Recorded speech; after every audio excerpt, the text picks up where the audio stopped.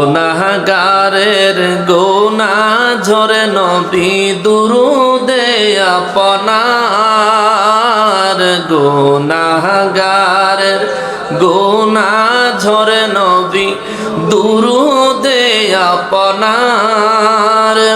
রোজ হাশরে পার করিবেন, রোজ হাশরে পার করিবেন উম্মত গুনাহগার নবীজি। আল্লাহ আল্লাহ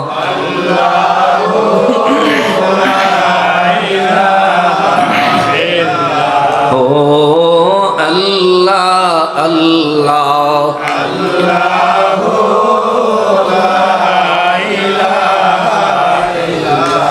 লা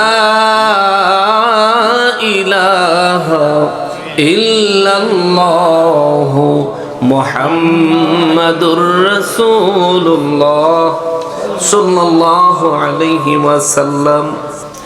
সকলে আল্লাহ রাব্বুল আলামিনের শুকরিয়া আদায় করার নিয়তে জবান খুলে পড়ি আলহামদুলিল্লাহ।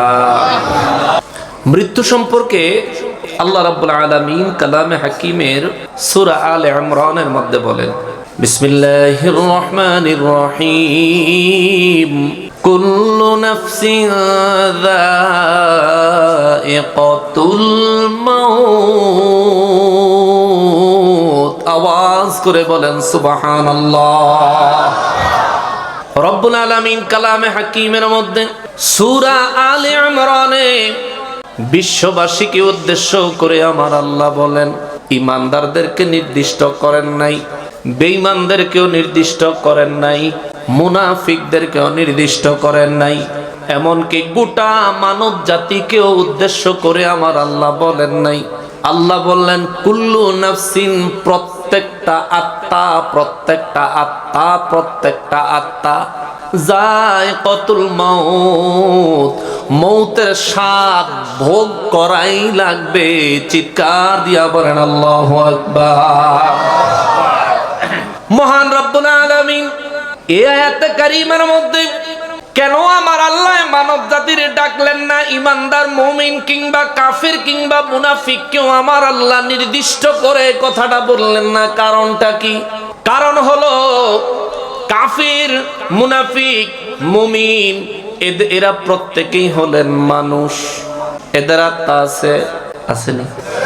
আপনার আমার আত্মা আসেনি? জোরে বলেন আসেনি? আত্মারে আমরা আত্মার চাইতে সহজে বুঝি রূহ। রূহ কি জিনিস? রব্বুল আলামিন কালামে হাকিমের মধ্যে আমার নূর নবী রহমাতুল্লিল আলামিনকে বলেন, নবী গো, দুনিয়ার মানুষ আপনাকে জিজ্ঞেস করে রূহ কি? আপনি বলে দেন কুলির রূহু মিন আমরিল্লাহ। রূহ কোনো বস্তুর নাম নয়, রূহ হলো আল্লাহ পাকের একটা হুকুম। জোরে বলেন না সুবহানাল্লাহ। আল্লাহর একটা আদেশের নাম হলো রূহ। রব্বুল আলামিনের একটা আদেশের নাম হলো রূহ। হুজুর, বিষয়টা আর একটু ক্লিয়ার করে বলেন। আপনাদের এলাকার ছেলেরা বিদেশে যায় না? আপনাদের এলাকায় অনেক ছেলেরা ড্রাইভিং করে না? ড্রাইভিং লাইসেন্স লাগে না? কথা কর। বিদেশে যাইতে পাসপোর্ট লাগেনি? পাসপোর্টের মূল্য বেশি না পাসপোর্টের মেয়াদের মূল্য বেশি? যদি মেয়াদ না থাকে পাসপোর্টের কোনো দাম নাই। ডেট এক্সপায়ার পাসপোর্ট আর নতুন পাসপোর্ট দেখতে প্রায় একই রকম। ডেট এক্সপায়ার পাসপোর্ট যদি ইমিগ্রেশনে দেন, আপনার যাতায়াত স্থগিত হয়ে যাবে, আপনার সফর বন্ধ হয়ে যাবে। কিন্তু ডেটওয়ালা পাসপোর্ট যদি দেন, ইমিগ্রেশন আপনারা পাস করে দিবে। তাহলে দাম কি পাসপোর্টের না ডেটের? কথা বলেন, দাম কিসের? ডেট আছে তো পাসপোর্টের মেয়াদ কমপক্ষে 6 মাস থাকা লাগবে যদি সফর করেন। বাংলাদেশ থেকে যে কোনো দেশে সফর করতে চান, অন্তত পক্ষে 6 মাসের মেয়াদ না থাকলে বিমান আপনারা টিকিট দিত না। ড্রাইভিং লাইসেন্স, পুরাতন ড্রাইভিং লাইসেন্স আর নতুন ড্রাইভিং লাইসেন্স দেখতে, পুরানটা দিলে পুলিশে মামলা দিব, ট্রাফিকে মামলা দিব, আর যদি নতুনটা দেয় মামলা দিত না। দাম কি লাইসেন্সের না তারিখে? জোরে বলেন। তারিখটা হইল সরকারি আদেশ, গণপ্রজাতন্ত্রী বাংলাদেশ সরকার ড্রাইভিং লাইসেন্সে একটা তারিখ দিছে, এই তারিখ থেকে ওই তারিখ পর্যন্ত এই লাইসেন্সটা বৈধ, এটা সরকারের আদেশ। পাসপোর্টটা এই তারিখ থেকে ওই তারিখ পর্যন্ত এটা বৈধ, এটা সরকারের আদেশ। এরপর এটা অবৈধ, এটা সরকারের আদেশ। আমাদের শরীরের ভিতরে রূহ আছে, আমাদের শরীরের ভিতরে প্রাণ আছে, এটাও আমার আল্লাহর আদেশ। আল্লাহ আমাদেরকে জন্মের একটা তারিখ দিছে, মৃত্যুর একটা তারিখ দিছে। সুবহানাল্লাহ। পাসপোর্টে যেমন তৈরি করার তারিখ থাকে, মেয়াদ উত্তীর্ণের তারিখ থাকে, যেদিন মেয়াদ শেষ পাসপোর্টের দাম নাই। আমারও জন্মের তারিখ আছে, আমার একদিন মৃত্যুর একটা তারিখ হবে, ওই দিন আমি আজকে আমার কত দাম, কত মূল্য, কত ইজ্জত, কত সম্মান। কিন্তু যেদিন আল্লাহর আদেশের ওই তারিখ এক্সপায়ার করবে, তারিখ শেষ হয়ে যাবে, তারিখটা শেষ হওয়ার সঙ্গে সঙ্গে আমি হাসানুর রহমান হুসাইন তখন আর এত বড় প্রধান বক্তা থাকব না, হয়ে যাব লাশ। জানাজা এবং দাফনের জন্য অপেক্ষা হবে। আজ আমার যত মূল্য আছে সেদিন আমার তত মূল্য থাকবে না। আজ আমি আমার সম্পদের মালিক, সেদিন আমি আর আমার সম্পত্তির মালিকানা রাখবো না। এমনকি নিজের গায়ে যে পোশাকটা থাকবে সেটাও খুলে নিয়ে সস্তা মার্কিন কাপড়ের সাদা কাফন লাগাইয়া দিবে। এরে মুসলমান, এই জন্য রব্বুল ইজ্জাত আমার নবীকে শিখিয়ে দেয়। হুজুর বলেন, কুলির রূহু মিন আমরিল্লাহ। মানুষকে বলে দেন, মানুষ রে, তুই যে বেঁচে আছো, তুমি যে জীবিত আছো, জীবিত থাকার পিছনে তোমার বডিতে একটা রূহ কাজ করে। এই রূহটা হলো আল্লাহর আদেশ। আল্লাহ এই বডিটারে আদেশ দিয়া দিছে, একটা মেয়াদ দিয়া দিছে বডি রে, এই যে জন্মগ্রহণ করলি, আগামী এত তারিখ পর্যন্ত তোমার মৃত্যুর দিন, এত তারিখ পর্যন্ত তোমার ভ্যালু থাকবে, হায়াত থাকবে, জিন্দেগি থাকবে। মেয়াদ শেষ হইয়া গেলে আমার কাছে ফিরে আসতে হবে জীবনের আমল নিয়া। জোরে বলেন সুবহানাল্লাহ। বলতেছিলাম সূরা আলে ইমরানে মহান রব্বুল আলামিন বলেন, কুল্লু নাফসিন যায়িকাতুল মাউত। আল্লাহ তাআলা বলেন, নবী গো, বিশ্ববাসীরে বলে দেন, সমস্ত আত্মাগুলোকে মৃত্যুর স্বাদ গ্রহণ করা লাগবে। মানুষের শরীরে আত্মা আছে, পশুর শরীরেও আত্মা আছে, আসেনি? ছাগলের শরীরে আত্মা আছে না নাই? গরুর শরীরে, জোরে বলেন, প্রত্যেকটা প্রাণীর শরীরে প্রাণ আত্মা দিয়েছেন কে? আল্লাহ শুধু যদি মানুষের কয় শুধু মানুষেরা মরবি, আল্লাহ যদি শুধু মানুষকে বলেন শুধু মানুষরাই মৃত্যুর স্বাদ গ্রহণ করতে হবে, তাইলে তো পশুরা বাদ পড়ে যায়। এই জন্য আমার রব্বুল ইজ্জত বললেন, কুল্লু নাফসিন, প্রত্যেকটা আত্মাকেই যায়িকাতুল মাউত, মৌতের স্বাদ গ্রহণ করা লাগবে। চিৎকার দিয়া বলেন সুবহানাল্লাহ। এখন আমরা জিন্দেগি ভর মনে করি যে মানুষ মরে যায়, মানুষ কি মারা যায়? আল্লাহ বলেন, মানুষ মৃত্যুর স্বাদ গ্রহণ করে। সুবহানাল্লাহ। কি গ্রহণ করে? মৃত্যুর। আমার সঙ্গে একটু বুঝবেন, মৃত্যুর। আজকে মৌতের এমন ধরা ধর্ম, মৌতের আজকে 12টা বাজাই দিন। অর্থাৎ এমন ভাবে আপনাদের খেদমতে পেশ করার চেষ্টা করব যাতে এই বিষয়ে আর কোনো ডাউট না থাকে, বিষয়টা বুঝতে যাতে অসুবিধা না হয়। এখন মৌতের এই জায়গা আইলে আমি যদি হক কথাগুলো কোরআন সুন্নাহ মোতাবেক কইতে যাই, কিছু মানুষের উপরে আবার ছটে ফুটে গিয়ে পড়বো, এতে কি আপনারা রাগ হইবেন? রাগ হইলেও আমি হেমনই কমু। আপনারা রাগ হইলে সারবো, কিন্তু আল্লাহ রাগ হইলে সারতো? আপনারা রাগ হইলে সারবো, আল্লাহর রসুল রাগ করলে সারতো? আপনারা নাইলে কি লাইবেন, নাইলে জোর গেলে মাইরে লাইবেন। এই দাও জামুকে আল্লাহর কাছে, মরার ফরার কিটা করবেন? আল্লাহকে ভয় করা উচিত। মুসলমানের আরে, আমার প্যারা নবীর উম্মতের আরে, রব্বুল আলামিন কালামে হাকিমের মধ্যে বলেন, যায়িকাতুল মাউত, মৃত্যুর স্বাদ গ্রহণ করবে, মৃত্যুর স্বাদ। আল্লাহ বলেন নাই মরে শেষ হয়ে যাবে, বরবাদ হয়ে যাবে। আরে মরে যাওয়া মানে তো শেষ হয়ে যাওয়া, খতম হয়ে যাওয়া। আল্লাহ বললেন মৃত্যুর স্বাদ গ্রহণ করবে। যেমন স্বাদ কারে কয়? শরবত খাননি? কথা কেন? শরবত পান করেন না মাঝে মাঝে? শরবত, চা, পানি কিংবা যে কোনো খাবার আমি আর আপনি খাই, যে কোনো খাবার খাইলেই তো পেট ভরে, তাইলে আমরা খাবার পরিবর্তন করে খাই কেন? করল্লা খাইলেও পেট ভরে, করল্লা খাই কেন? এটা খাইতে একটা আলাদা টেস্ট। মূলত তো করলা খাই না, খাই করলার টেস্ট। আপেল খাই কেন? আপেলের টেস্ট, ওটা মজা লাগে। গরুর গোশত খাই কেন? ওটা মজা লাগে। গোশত তো গোশত, ছাগলের গোশত আলাদা খাই, মুরগির গোশত আলাদা খাই। কারণটা কি? এক একটার মধ্যে এক এক রকম ভিন্ন রকম টেস্ট, ভিন্ন রকম স্বাদের নেয়ামত দিয়ে দিয়েছেন কে? জোরে কন্যা কে? ওই রব্বুল আলামিন এতগুলো খাবার, এত রকমের রিজিক বানায়া আমাদের মুখের ভিতরে একটা কম্পিউটার সৃষ্টি করে দিয়েছেন, লাগাইয়া দিয়েছেন জিহ্বা। এই যে জিহ্বাটা, আপনি কি জানেন আপনার জিহ্বা কত ধরনের টেস্ট সে গ্রহণ করতে পারে? একজন মানুষের একটা জিহ্বায় 10,000 রকমের টেস্ট একসঙ্গে বলতে পারে। কত রকম? জীবনে কয় রকমের স্বাদ আমরা উপভোগ করছি।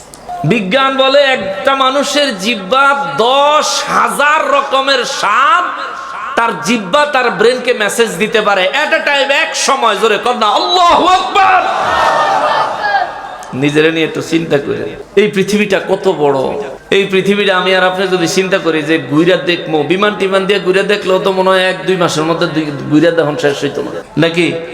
কিন্তু আপনি জানেন আপনারা যে আল্লাহ একটা বডি দিছে, হ্যাঁ হ্যাঁ, বর্তমান জামানাত বিজ্ঞান বলে একজন মানুষের শরীর আমার আল্লাহ যেই রগগুলি দিয়া বাইন্ডিং করেছেন, শিরা উপশিরা দিয়া মানুষের শরীর যে বানাইছে, রব্বুল ইজ্জত কত মহান, তিনি কত বড় সায়েন্টিস্ট। তার সায়েন্স যেখানে আরম্ভ হয়, সৃষ্টির সায়েন্স তার ধারে কাছে গিয়েও শেষ করতে পারে না, বহু দূরে থাকতে শেষ হইয়া যায়। একজন মানুষের শরীরে আল্লাহ যে রগ দিছে, রগ বর্তমান যুগের বিজ্ঞান বলে গুগলে সার্চ দিলে পাইবা, সায়েন্টিফিক ব্যাখ্যায় পাইবা। বিজ্ঞান কয় একজন মানুষের শরীরের রগগুলো যদি বাহির কইরা সোজা করে, প্রত্যেকটা রগ যদি দইরা সোজা কইরা যদি টানে, এই পুরা পৃথিবীর আয়তন হলো 51 কোটি বর্গ কিলোমিটার। পুরা পৃথিবীর সাইজ হলো 51 কোটি বর্গ কিলোমিটার। একজন মানুষের শরীরের থেকে রগগুলি যদি লম্বা করে সোজা করে বের করে, যদি বের করতেই থাকে, একজন মানুষের একটা বডির রগ দিয়া এই পুরো পৃথিবী 51 কোটি বর্গ কিলোমিটারের কমপক্ষে 3 বার, সর্বোচ্চ 4 বার প্যাঁচ দেওয়া যাবে। জোরে কোন আল্লাহু আকবার। আর জোরে আল্লাহু আকবার। একজন মানুষের শরীরে আমার আল্লাহ এত রগ দিছেন, এত শিরা উপশিরা দিছেন, 51 কোটি বর্গ কিলোমিটারের পৃথিবীটা কমপক্ষে 3 বার।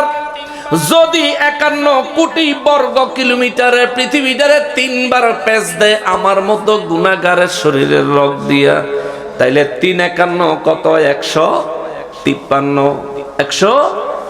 153 কোটি কিলোমিটার লম্বা রগ আমার শরীরে দিয়া আল্লাহ আমারে বানাইছে। আল্লাহু আকবার। কি দিয়া শুকর আদায় করবেন? কি দিয়া শুকর আদায় করবেন?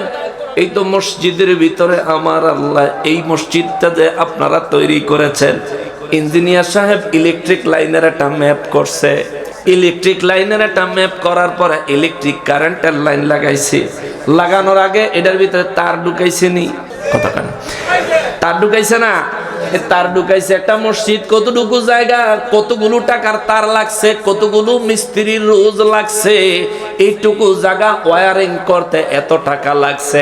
আর আল্লাহ আমার শরীরে ওয়ারিং করছে রে বিনা পয়সায়, চায় শুধু শুকরিয়া। জোরে কন্যা সুবহানাল্লাহ। কিচ্ছু চায় না, শুধু চায় আল্লাহ যে তুই শুকর আদায় কর। লাইন শাকারতুম, বান্দা যদি শুকর আদায় করো লাযীদান্নাকুম, তোমার শুকর আদায় পায়া আমি আল্লাহ তোমাকে কিছুই দিব না এমন না। তুমি যদি শুকরিয়া আদায় করো তোমার নেয়ামতের পরিমাণ আমি আল্লাহ আরো আরো আরো অধিক গুণে বাড়ায়া দিব। সুবহানাল্লাহ। তাহলে শুকরিয়া আদায় করলে ফায়দা কি আল্লাহর না আমার? জোরে বলেন। শুকরিয়া আদায় করলে ফায়দা হয় কার? আরো জোরে, আরো জোরে। বুঝছেন আমার কথাটা? আমার কথাটা বুঝতে পারছেন? আমরা যদি শুকর আদায় করি লাভ হবে কি আল্লাহর না আমাদের? আমাদের লাভ। আল্লাহ বলেন লা ইন শাকারতুম, যদি তুমি শুকরিয়া আদায় করো লা আযীদান্নাকুম, আমি তোমার নিয়ামত আরো বাড়ায়া দিব। জোরে বলেন না সুবহানাল্লাহ। কিন্তু আমরা শুকরিয়াই আদায় করি না, ফাইলে উবুতে খাইতে তাই বিসমিল্লাহ পড়ি না।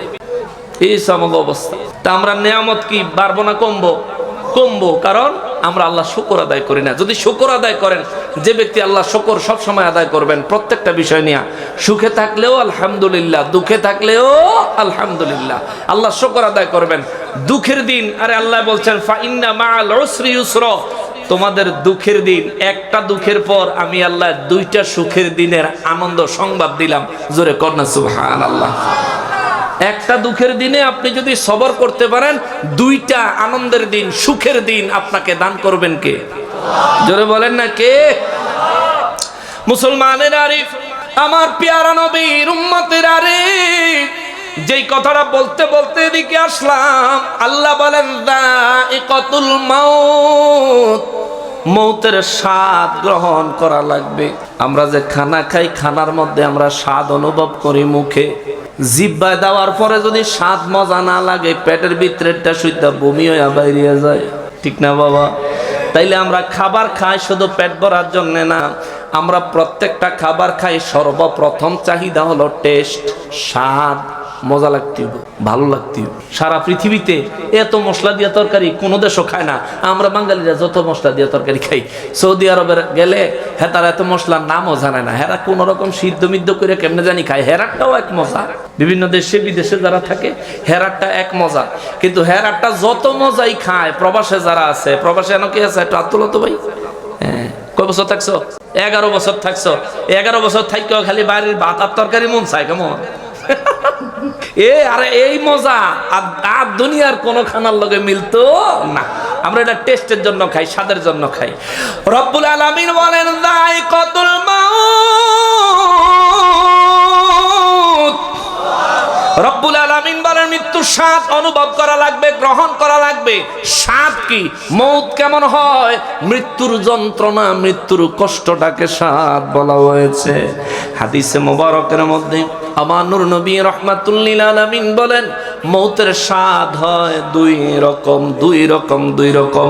মুমিনের মৌতের স্বাদ হয় এমন, মুমিনের মৌতের স্বাদ হয় এমন, আটার খামিরার ভিতরে যদি একটা চুল থাকে, আটার খামিরা ময়দার খামিরের ভিতরে যদি একটা চুল থাকে, চুলটাকে যদি টান দিয়া বাহির করে, ময়দার খামিরে টের পায়। বলেন টের পায়? নইরে সইরে যায়, ফুটবলের মতো আরেকদিকে দৌড় দেয়, টেরই পায় না, বের করে লেছি টান দিয়া। নবী বলেন মুমিনের রূহ এমন ভাবে বের করা হয়, মুমিনের শরীরে কোনো প্রকার কষ্টই অনুভব হয় না। জোরে বলেন আল্লাহু আকবার। নবী বলেন মুমিনের মৃত্যুর দ্বিতীয় নম্বরের কাইফিয়াত, ছোট বাচ্চা মায়ের দুধ পান করতে করতে যেমনি ভাবে মায়ের পাশে ঘুমায়া যায়, ঘুমন্ত বাচ্চার মুখ থেকে মা দুধটা টান দিয়া বাহির করলে বাচ্চার যেমন ঘুম ভাঙে না, অসুবিধা হয় না, চিৎকার দিয়ে ওঠে না, কোনো কষ্ট পায় না, তার চাইতো সহজ ভাবে মুমিনের জান আমার আল্লাহর নির্দেশে কবজ করা হয়। জোরে কন্যা সুবহানাল্লাহ। 3 নম্বরে নূর নবী রাহমাতুল লিল আলামিন মুমিনের মৃত্যুর একটা কাইফিয়াত বলেছেন। তৃতীয় নম্বরের কাইফিয়াত হলো রুই। চিনেন রুই? তুলা, তুলার মধ্যে উৎকৃষ্ট মানের তুলাটাকে রুই বলে। রুইয়ের ভিতরে নবী রাহমাতুল লিল আলামিন বলেন রুইয়ের ভিতরে যদি চুল পড়ে, চুলকে টান দিয়া রুইয়ের ভিতর থেকে বাহির করলে, রুইয়ের ভিতরে যদি কোনো একটা কাঁটা থাকে, মনে করেন অনেকগুলো রুই, ভিতরে একটা কাঁটা ঢুকে গেছে, এই কাঁটাটা বাহির করলে যেমনি ভাবে রুই টের পায় না, তার চাইতে অত্যধিক আরামে নিরাপদে মুমিনের জান আমার আল্লাহ কবজ করে। আরো জোরে বলেন না সুবহানাল্লাহ। কাইফিয়ত কয়টা? কাইফিয়ত কয়টা? তিন কাইফিয়ত মুমিনের।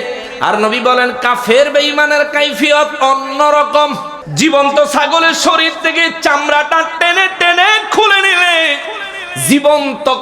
জীবন্ত ছাগলটা, বকরিটা যত কষ্ট পায়, একটা মুনাফিক, একজন কাফের, একজন বেঈমানের রূহ বাহির করার সময়, একজন চিরপাপী তাপির শরীর থেকে রূহ বাহির করার সময় জিন্দা ছাগলের শরীর থেকে চামড়া টেনে বের করার চাইতেও আরো বেশি কষ্ট অনুভব হয়। জোরে বলেন না নাউযুবিল্লাহ। একদিন আমার নূর নবী রাহমাতুল লিল আলামিন মসজিদে নববী শরীফের মধ্যে আমার দয়াল নবী রাহমাতুল লিল আলামিন একটা পাত্র মোবারক থেকে পানি মোবারক নিয়ে নিজের কপাল মোবারকে দিলেন, চেহারা মোবারক একটু মাখলেন আর বললেন, আমার নবীজি, মৃত্যুর যন্ত্রণা বড়ই কঠিন, মৃত্যুর যন্ত্রণা বড়ই কঠিন। সাহাবায়ে কেরাম বলে উঠলেন, নবী গো নবী, মৃত্যুর যন্ত্রণা কতটা কঠিন? আমার নবী বলেন, সাহাবীরা রে, ও সাহাবীরা, মৌতের যন্ত্রণা এত কঠিন, জীবন্ত বকরির শরীর থেকে চামড়াটা টেনে টেনে খুলে ফেললে যতটা কষ্ট বকরি পায়, তার চাইতেও হাজার হাজার গুণ অধিক কষ্ট মৃত্যু যন্ত্রণার মধ্যে রয়েছে। জোরে বলেন আল্লাহু আকবার। সাহাবায়ে কেরাম বলেন, নবী গো নবী, মুমিনের মৃত্যুর যন্ত্রণা কি এমন হবে? আমার নবী বললেন না। সুবহানাল্লাহ, সুবহানাল্লাহ। মুমিনের মৃত্যুর যন্ত্রণা এমন হবে না। কারণটা কি? নবী রাহমাতুল লিল আলামিন বলেন, আমি আমার রবের দরবারে দাবি করেছি, আল্লাহ, আমার উম্মতের মধ্যে যারা মুমিন হবে তাদের মৌতের যন্ত্রণা সহজ করে দিতে হবে, মৃত্যুর যন্ত্রণা তাদেরকে দেওয়া যাবে না। আমার রব্বুল ইজ্জত আমাকে এখনো পর্যন্ত না বলে নাই। সুবহানাল্লাহ। এখনো পর্যন্ত আমার আল্লাহ আমাকে বলেন নাই যে না না না, অবশ্যই মুমিন ব্যক্তিরাও মৃত্যুর কষ্ট অনুভব করবে। আমার আল্লাহ আমাকে এমন কথা বলেন নাই। আবার মুমিন ব্যক্তিরা মৃত্যুর কষ্ট অনুভব করবে না এমন কথাও বলেন নাই। আমি অপেক্ষায় আছি আমার রব্বুল ইজ্জত যেন দয়া করে আমার উম্মতের জন্য এই দোয়াটা কবুল করেন। নবী আমার ইন্তেকালের মুহূর্তে চলে আসলে আমার নবী রাহমাতুল লিল আলামিন উম্মতের জন্য আমার নবী তখনও চিন্তায় মগ্ন ছিলেন, না জানি আমার উম্মতের মৌত কেমন হয়। আজরাইল আলাইহিস সালাম আমার নূর নবী রাহমাতুল লিল আলামিনের হুজরা মোবারকে যখন তাশরীফ আনলেন নবীজির ইন্তেকাল মোবারকের জন্য, আমার নবীজি রাহমাতুল লিল আলামিনের বুক মোবারকের উপর যখন আজরাইল হাত রাখলো, আমার নবী জিজ্ঞেস করে, আজরাইল আমার বুকের উপর কি রেখেছো? আজরাইল কয়, হুজুর আমার হাত রেখেছি। আমার নবী বলেন, আজরাইল রে, আমার সৃষ্টিকর্তার কসম, আমার মনে হয় উহুদ পাহাড়টা তুলে আমার বুকের উপরে রেখে দিয়েছো। আল্লাহু আকবার। নবী আমার রাহমাতুল লিল আলামিন দুই চক্ষু মোবারকের পানি মোবারক ছাড়তে ছাড়তে বলে, আজরাইল আমার উম্মতের মৌতেও বুঝি উম্মতের এত কষ্ট হবে? আজরাইল আলাইহিস সালাম বললেন, হুজুর আপনার উম্মতের মৌতের মধ্যেও এমন কষ্ট হবে? আমার নবী বলেন, আজরাইল যত কষ্ট আছে রে আমি নবীর বুকের উপরে চাপায়া দে, তবু আমার উম্মতের মৃত্যুর যন্ত্রণা আল্লাহ যেন মাফ করে দেয়। আরো জোরে বলেন না সুবহানাল্লাহ। ওরে দয়ালো নবী প্রেমের ছবি আর আসবে না জগতে, আমার মায়ার নবী প্রেমের ছবি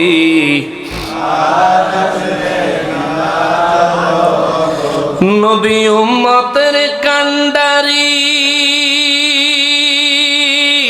ওরে 17 দিশারি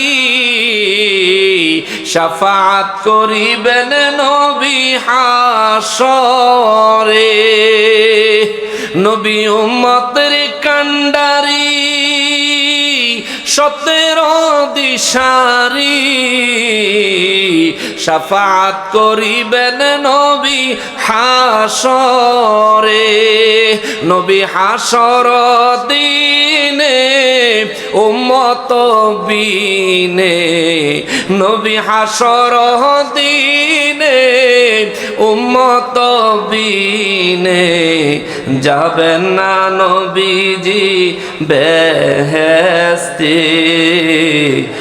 আর আসবেন না জগতে আমার দয়ালো নবী প্রেমের ছবি আর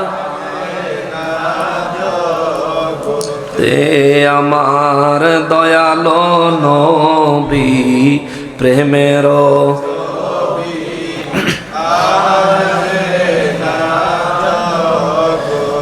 নবীর 63 সাল জিন্দেগি ওরে কাঁদছেন বলে উম্মতি এখনো কাঁদেন শুয়ে মদিনাতে নবীর 63 সাল জিন্দেগি ওরে কাঁদছেন বলে উম্মতি এখনো কাঁদেন শুয়ে মদিনাতে নবী উম্মতের লাগিয়া মদিনায় শুইয়া নবী উম্মতের লাগিয়া মদিনায় শুইয়া কান্দেন নবী দিনে রাত্রে আর আসবেন না জগতে আমার দয়ালো নবী প্রেমের ছবি আর আসবেন গতে আমার দয়ালো নবী প্রেমের ছবি আর আসবেন আল্লাহ আমাদের সবাইকে মওতে নূর নবীজির দিদার নসিব করে দিও বলেন আমিন বাবাজিরা রে আমার পেয়ারা নবীর উম্মতি নারী নূর নবী রহমাতুল লিল আলামিনের ওই ইন্তেকাল মুহূর্তের দোয়া জিন্দেগি ভর রব্বুল ইজ্জতের কাছে করা দোয়া ইন্তেকালের মুহূর্তে আমার আল্লাহ খবর পাঠাইলেন নবী গো উম্মতের মওতের চিন্তা করা লাগবে না আপনার আরজি আপনার ফরিয়াদ আমি রব্বুল ইজ্জত কখনো ফিরিয়ে দেই নাই আজও আমি আল্লাহ ওয়াদা দিচ্ছি আপনার উম্মতের মধ্যে যারা মুমিন হবে ওই মুমিনদের জান কবজা করার জন্য কোনো প্রকার জোর জবরদস্তি হবে না আমি আল্লাহ আজরাইল রে পাঠাইবো আজরাইল গিয়া বলবে ইয়া আইয়ুহান নাফসুল মুতমাইন্না ইরজিই ইলা রাব্বিকি রাদিয়াতাম মারদিয়া আমার রব্বুল ইজ্জত কয় নবী গো নবী আপনার উম্মতের মধ্যে যারা মুমিন হবে তার জান কবজা করার জন্য আজরাইল গিয়া তাদেরকে বলবে ইয়া আইয়ুহান নাফসুল মুতমাইন্না ও আল্লাহর সন্তুষ্টি হাসিল করনেওয়ালা রূহ ও প্রশান্ত রূহ ওরে প্রশান্ত আত্মা ইয়া আইয়ুহান নাফসুল মুতমাইন্না ইরজিই ইলা রাব্বিকি রাদিয়াতাম মারদিয়া তুমি তোমার রবের সন্তুষ্টির দিকে বের হয়ে আসো তুমি তোমার রবের দিদার লাভের জন্য বের হয়ে আসো তুমি তোমার রবের নিয়ামত রাজি গ্রহণ করার জন্য বের হয়ে আসো আল্লাহু আকবার নবী রহমাতুল লিল আলামিন দোয়া করে গেলেন নবীজির দোয়া আমার আল্লাহ মঞ্জুর করলেন কালামে হাকিমাত কারিমা নাজিল করে দিলেন ওই নবী রহমাতুল লিল আলামিনের ইন্তেকাল মোবারককে নিয়ে আর আমাদের মৃত্যুকে নিয়ে আমাদের সমাজে ফিতনা আছে না না আছে না নাই আছে না নাই আছে কেউ কেউ বলতে চায় নবীর ইন্তেকাল হয়েছে মানে নবী মরে গেছে বলে না ভাই ওরে ভাই কেউ মরে না নবী মরে গেছে তো দূরের কথা কেউ মরে না আল্লাহ বলেন যায়িকাতুল মাউত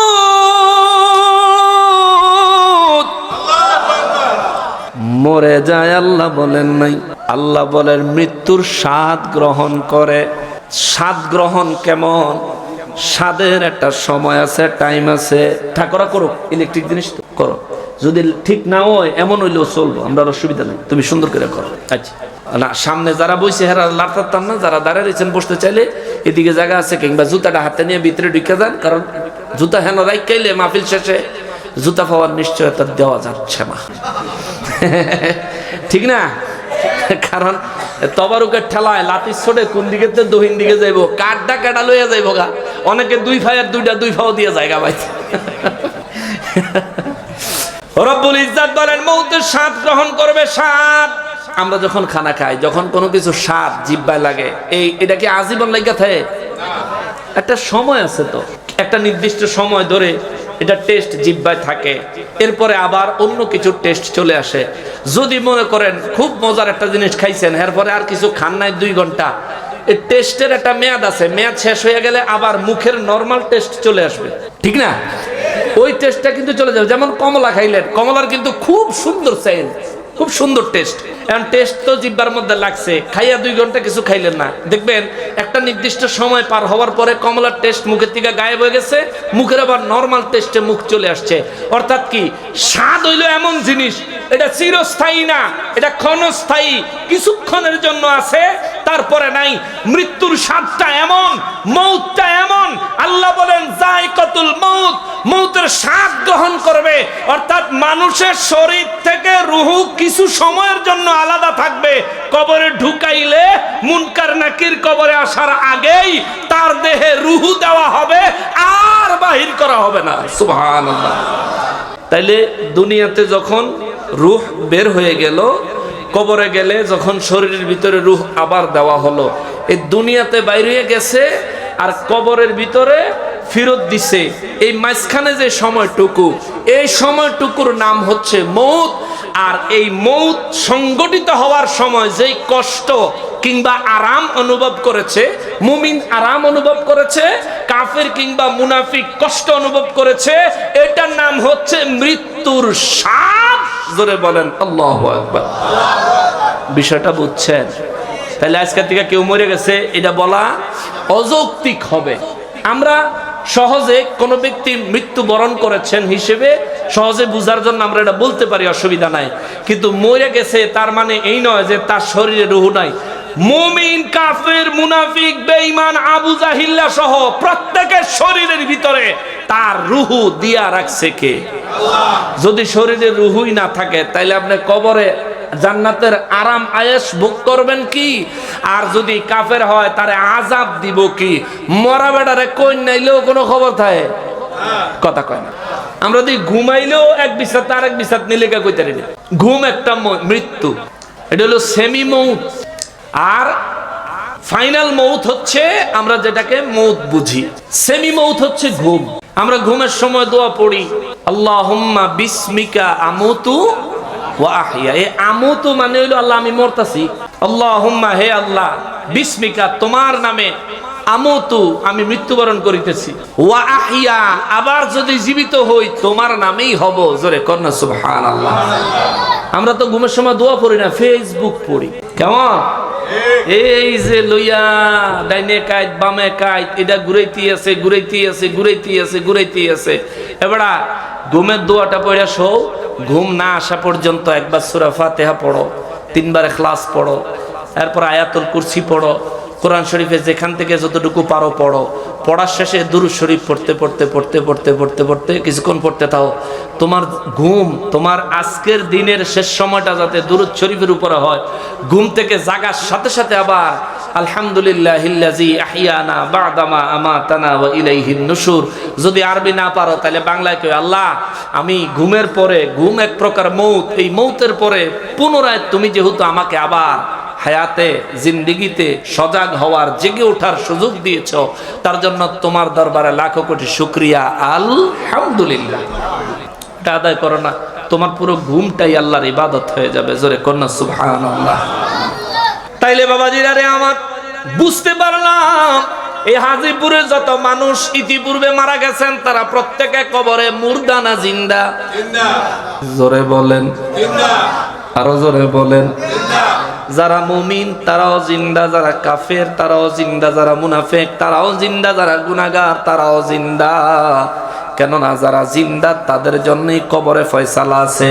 কবরে আযাবের বর্ণনা আছে না নাই? জোরে বলেন আছে না নাই? ওরে 3.5 হাত মাটির ঘর, কারো আপন কারো পর, কারো হবে ফুলেরই বাগান, কারো বা হবে জাহান্নাম। ঠিক কিনা? এটা কোথায় কোথায় কোথায়? কবরে। তার মানে বোঝা যায় কবরে জান্নাতের সুখ আছে, জাহান্নামের আযাব আছে। মুমিনের জন্য কবরে জান্নাতি নিয়ামতের ব্যবস্থা আছে। বলবেন হুজুর কেমন? হাদিসে মোবারক বুখারী শরীফ 1257 নম্বর হাদিসে মোবারক। আমার নূর নবী রাহমাতুল্লিল আলামিন বলেন, মুমিন ব্যক্তি যখন কবরে যায়, মুমিনকে যখন কবরে দেওয়া হয়, মুনকার নাকির ফেরেশতা যখন কবরে আগমন করে, তার শরীরে রূহ দেওয়ার পরে এই ব্যক্তি কবরের মধ্যে হাঁটু ভাঁজ করে নামাজের মতো বসে যায়। তার সামনে 2 জন ফেরেশতা আগমন করেন। এই 2 জন ফেরেশতা মুনকার নাকির, তাদের চোখগুলো নীল বর্ণের। নবী বলেন তাদের চোখগুলো নীল বর্ণের। আজকে যদি এই এলাকায় এমন একজন মানুষ পাওয়া যায় চক্ষু নীল বর্ণের, ওই মানুষটাকে হঠাৎ করে যেই দেখবে সেই একটু বিষম খাবে, ভয় পাবে, চিন্তা করবে সাধারণ মানুষের চোখ তো এমন হয় না, হবে সাদা আর কালো, নীল কেন? নবী রাহমাতুল্লিল আলামিন বলেন কবরের মধ্যে মুনকার নাকির 2 জন ফেরেশতা আগমন করবেন। এরা চক্ষু হবে নীল। এরা আসার পরে এই ব্যক্তির প্রশ্ন করবেন, মার রব্বুকা? সে প্রশ্নের জবাব দিবে রব্বি আল্লাহ। দ্বিতীয় প্রশ্ন করবে ওমা দীনুকা? সে জবাব দিবে দীনি আল ইসলাম। 3 নম্বর প্রশ্ন করবে মা কুনতা তাকুলু ফি হাক্কি হাযা রাজুলুল্লাযী বুইসা ফীকুম? আমার নবীর দিকে হাত দিয়ে, হাত মোবারক আঙ্গুল মোবারক দিয়ে ইশারা করে বলবে, এই যে ব্যক্তি দেখতে পাচ্ছ ওনার সম্পর্কে দুনিয়ায় তোমার আকীদা বিশ্বাস ধারণা কি ছিল? নবী বলেন, মুমিন বলবে হাযা রাসূলুল্লাহ সাল্লাল্লাহু আলাইহি ওয়াসাল্লাম। চিৎকার দিয়া বলেন সুবহানাল্লাহ। নূর নবী রাহমাতুল্লিল আলামিন বলেন, এই মুমিন 3 পরীক্ষায় পাশ করেছে। এখন সে যদি দুনিয়ায় আহলে বাইতের মহব্বতকারী হয়, রব্বুল ইজ্জাত নির্দেশ দিবে তার কবরের সঙ্গে জান্নাতের 2টা দরজার কানেকশন লাগায়া দাও। সুবহানাল্লাহ। কয়টা? 2টা। কয়টা? 2টা। তার কবরের সাথে 2টা জান্নাতের দরজার কানেকশন লাগায়া দাও। এই ব্যক্তি যদি নবীর মহব্বতকারী হয়, রব্বুল ইজ্জাত কুদরতের আওয়াজ দিবেন, আমার এই বান্দার শরীরে জান্নাতি পোশাক লাগাইয়া দাও। বানানো কথা নয়, বুখারী শরীফে 1257 নম্বর হাদিসে মোবারক থেকে বলছি। নবী বলেন কুদরতি আওয়াজ হবে, আমার বান্দার গায়ের মধ্যে জান্নাতি পোশাক লাগাইয়া দাও। আল্লাহর নির্দেশে জান্নাতি পোশাক শরীরে পরে যাবে, পরানো হবে। এই জন্যই তো বাবা মুমিন মুসলমান ব্যক্তিরা যখন মারা যায়, শত শত বছর, হাজার হাজার বছর পরেও তাদের কবর খুললে তাদের শরীরের কাফন অক্ষত পাওয়া যায়। কথা বলেন ঠিক কিনা? কিভাবে অক্ষত থাকে? কারণ তার কাফনের উপরে জান্নাতি পোশাক দান করেছেন কে? তার কাফন মাটিতে পাইলে না খাইতো। সুবহানাল্লাহ কন্যা। তারা তো আল্লাহ জান্নাতি পোশাক দিয়ে প্যাকেট করে রাখছে। নবী রাহমাতুল্লিল আলামিন বলেন, রব্বুল ইজ্জাত ওই বান্দার জন্য কুদরতের আরো একটা আওয়াজ দিবেন, আমার বান্দার জন্য তার কবরে জান্নাতি বিছানা লাগায়া দাও। সুবহানাল্লাহ বলেন। তার কবরে জান্নাতি বিছানা লাগাইয়া দেওয়া হয়। নবী রাহমাতুল্লিল আলামিন বলেন, এই ব্যক্তি যদি শাহাদাতের মর্যাদা সম্পন্ন কোন ব্যক্তি হয়ে থাকে, যেমন কোন ব্যক্তি যদি পেটের পীড়ায়, পেটের ব্যথায়, পেটের অসুস্থতায় মারা যায়, নবী বলেন সে শাহাদাতের মর্যাদা পায়। কোন ব্যক্তি যদি জুমার রাত অর্থাৎ বৃহস্পতিবার দিবাগত রাতে যদি মারা যায়, নবী বলেন এই ব্যক্তি যদি ঈমানের সহিত মৃত্যুবরণ করে শাহাদাতের মর্যাদা পায়। নবী রাহমাতুল্লিল আলামিন বলেন কেউ যদি পানিতে ডুবে মারা যায়, ওই ব্যক্তি শাহাদাতের মর্যাদা পায়। নবী বলেন কেউ যদি দ্বীনের জন্য, হকের জন্য লড়াই করতে করতে করতে করতে মৃত্যুবরণ করে, ওই ব্যক্তি শাহাদাতের মর্যাদা পায়। কেউ যদি যুদ্ধের ময়দানে হকের পক্ষে বাতিলের বিরুদ্ধে যুদ্ধ করতে করতে মারা যায়, ওই ব্যক্তির আল্লাহ শাহাদাতের মর্যাদা দান করে। কেউ যদি আল্লাহ এবং তার রাসূলের জন্য মৃত্যুর সম্মুখীন হয়, ওই ব্যক্তির আমার আল্লাহ শাহাদাতের মর্যাদা দান করে। কেউ যদি অ্যাক্সিডেন্টে দুর্ঘটনায় মারা যায়, মৌতের সময় যদি ঈমান থাকে, আল্লাহ তারে শাহাদাতের মর্যাদা দান করে। জোরে কন্যা সুবহানাল্লাহ। এই শহীদদের ব্যাপারে, এই শাহাদাত বরণকারীদের ব্যাপারে আল্লাহ কোরআনে সূরা আলে ইমরানে বলেন, বিসমিল্লাহির রহমানির রহিম,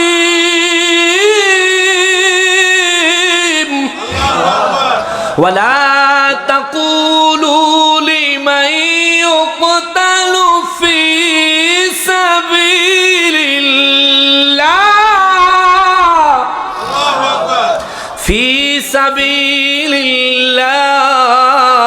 রব্বুল আলামিন বলেন, ওয়ালা তাকুলু লিমান ইউকতালু ফি সাবিলিল্লাহি আমওয়াত। এ দুনিয়ার মানুষ, মনে রাখো, যারা আমি আল্লাহর পথে মৃত্যুবরণ করেছে, অর্থাৎ শাহাদাতের মর্যাদা হাসিল করেছে, রব্বুল আলামিন বলেন, ওয়ালা তাকুলু লিমান ইউকতালু ফি সাবিলিল্লাহ, এই মানুষগুলা মরে গেছে। ওয়ালা তাকুলু, আর বলিও না, আর বলিও না, আর বলিও না, লিমান ইউকতালু ফি সাবিলিল্লাহি আমওয়াত, এই মানুষগুলো মরে গেছে, এই কথাটা বলিও না। জোরে বলেন সুবহানাল্লাহ, সুবহানাল্লাহ, আরো জোরে, আরো জোরে। একজন সাধারণ মুমিন, সে যদি আল্লাহর রাস্তায় জিন্দেগি কুরবান করে দেয়, যদি শাহাদাতের মর্যাদা লাভ করে, সে মরে গেছে, এটা বলা যাবে? নিষেধ করছে কে? আল্লাহ। জোরে কর আল্লাহ। একটা সাধারণ ব্যক্তি মরে গেছে, এই কথা বলা যাবে না, নিষেধ করেছেন কে? আল্লাহ। যিনি আল্লাহর রাস্তায় নিজের জীবন কুরবান করেছেন, এই ব্যক্তি মরে গেছে, এই কথা বলা যাবে না, নিষেধাজ্ঞা কার? আল্লাহ। আপনার এলাকার কোন সাধারণ ব্যক্তি, কোন ওলি আল্লাহ, যে আল্লাহর রাস্তায় নিজের জীবন কুরবানি করছে, সে মরে গেছে, এই কথা বলা যাবে না, আল্লাহ নিষেধ করলেন। তো যারে না বানাইলে আল্লাহ কিছুই বানাইতেন না। ওই নবীর ইন্তেকাল মোবারকের সময় আমার নবীজি পেট মোবারকের পীড়া মোবারকে ইন্তেকাল করে শাহাদাতের মর্যাদা হাসিল করেছেন। আমার নবী মরে গেছে, এটা বলা যাবে না? বলা যাবে? বলা যাবে? নিষেধ করছেন কে? আল্লাহ। সাধারণ মুমিনের ব্যাপারেই এলাও না, আর নবী তো ভিআইপি, নবীর ক্ষেত্রে তো ভিন্ন হিসাব। কিন্তু আফসোসের সঙ্গে বলতে হয়, কুরআনুল কারীম নবীজি রাহমাতুল লিল আলামিনের শানের খেলাফ দলিল হিসাবে পেশ করে। তারা বলে, রব্বুল ইজ্জাত বলেছেন, ইন্নাকা মাইয়িতুন ওয়া ইন্নাহুম মাইয়িতুন। আল্লাহু আকবার। এরা কয়, আল্লাহ কোরআন শরীফে বলছেন, ইন্নাকা মাইয়িতুন, আপনি মৃত্যুবরণ করবেন, নিশ্চয়ই আপনি মৃত্যুবরণ করবেন। নবীর ক্ষেত্রে মৃত্যু বলা আদবের খেলাফ। যদি আমরা নবীর ক্ষেত্রে শান ইজ্জত সহকারে বলি, আপনি বেসাল গ্রহণ করবেন, আপনি ইন্তেকাল করবেন, আপনি পর্দা করবেন, নিশ্চয়ই আপনি পর্দা করবেন। ওয়া ইন্নাহুম, এবং নিশ্চয়ই তারা বলতে বাকি সবাই, ওয়া ইন্নাহুম মাইয়িতুন, এবং বাকি সবাইও মৃত্যুবরণ করবে। এই আয়াত দিয়া দলিল দেয়, নবীও মরছে, আমরাও মরমু। নাউজুবিল্লাহ। নবীর ইন্তেকাল আর আমাদের ইন্তেকাল কি এক? জোরে বলেন এক? নবীজির ইন্তেকাল আর আমাদের ইন্তেকাল এক নয়। আমি প্রমাণ দিচ্ছি, শোনেন। আজরাইল যদি আমার কাছে আসে, অনুমতি নিয়ে আইব? অনুমতি নিত না? আরে আমার বাড়িতে আইব, আমার জান নিত কি? পারমিশন নিত না? এলাকার চেয়ারম্যানের তো পারমিশন লই আইব। বলে যাই নকশবন্দির জানটা কবজা করতাম, চেয়ারম্যান সাহেব পারমিশন দেন, নিব? আচ্ছা, চেয়ারম্যান শব্দ ছোট মানুষ, উপজেলা চেয়ারম্যান শব্দ একটু বড় আছে, তাইনের কাছ থেকে পারমিশন নিব?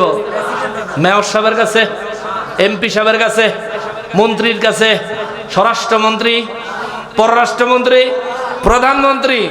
পৃথিবীতে এমন কোন ব্যক্তি, আল্লাহর সৃষ্টি জগতে এমন কাউরে বানায় নাই যার কাছ থেকে পারমিশন নিব। আমার জানটা আমার কাছ থেকে টুকুস করে লয়ে যাবো, পারমিশন নিত না। কিন্তু নবীজির কাছে আজরাইল আলাইহিস সালাম জান কবজ করতে আইসা ঘরের বাইরে দাঁড়ায়া সালাম দেয়। জবান খুলে বলেন না সুবহানাল্লাহ।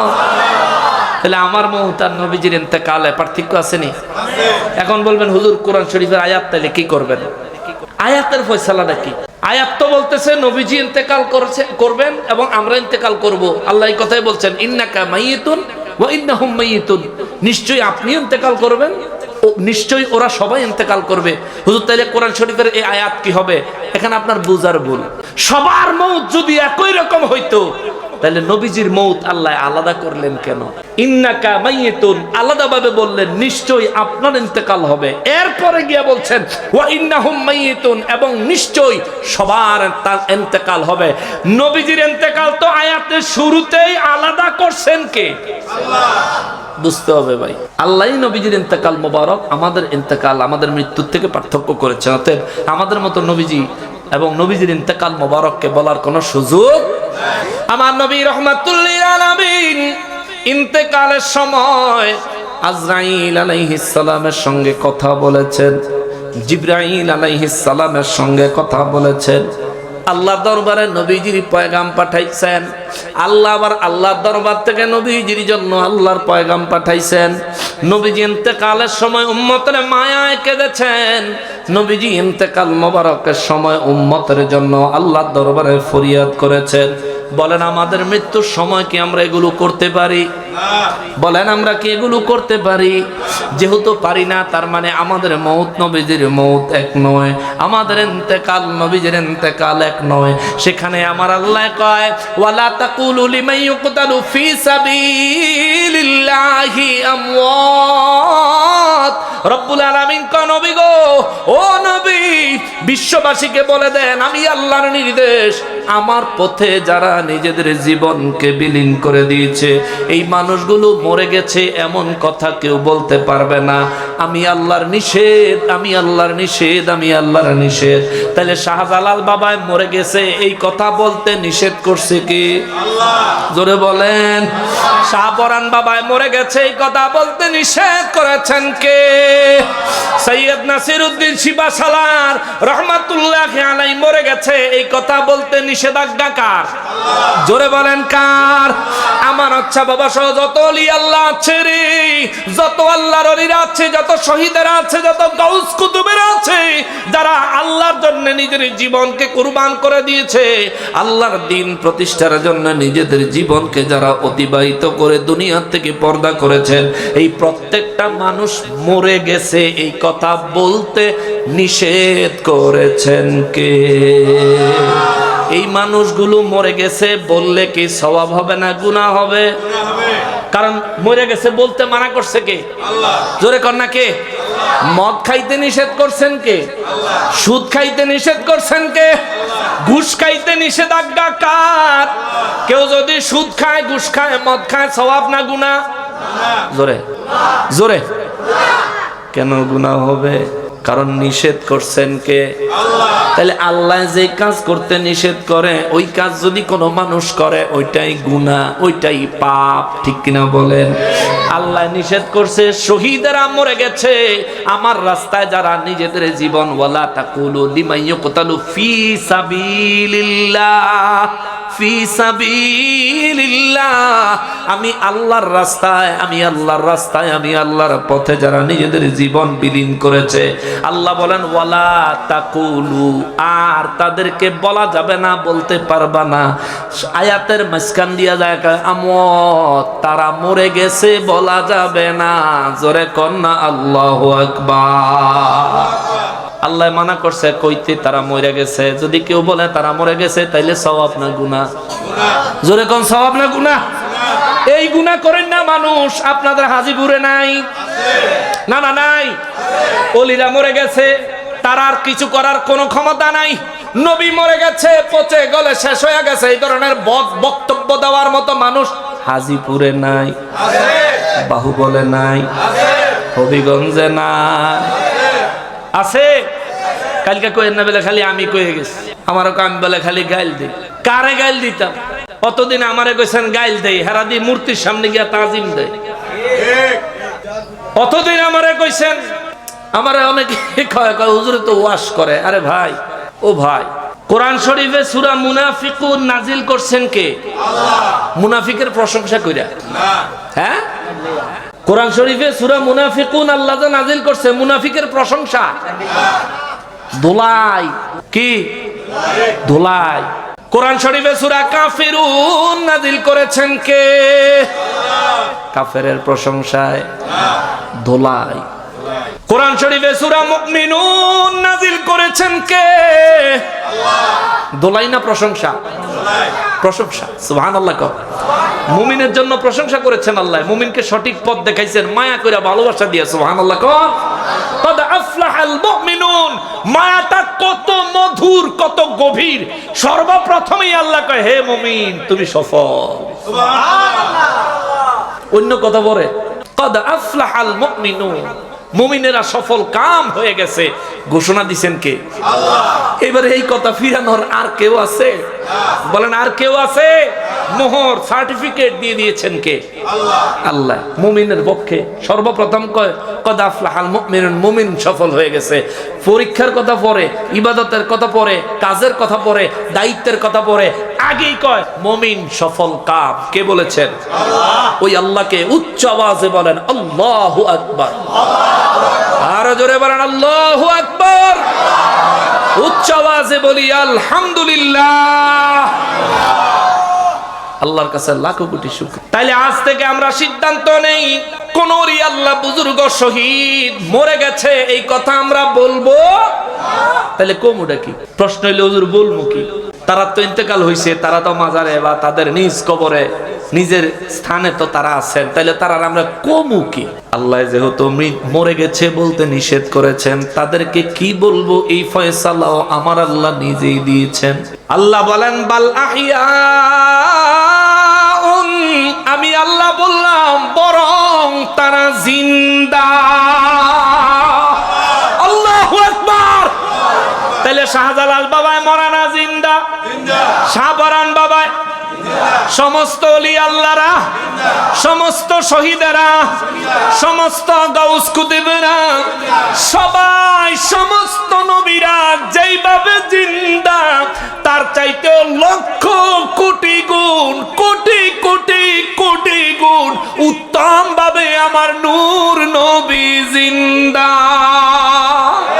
ঠিক কিনা বলো?